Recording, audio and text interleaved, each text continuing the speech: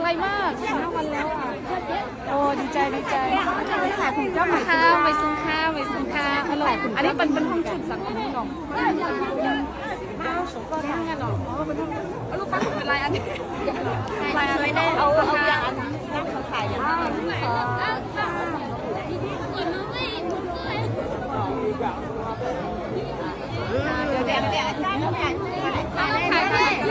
เอาข้อใหม่เลยสนับสนุนคุณจะช่วยกันมาครับว่าอายครับ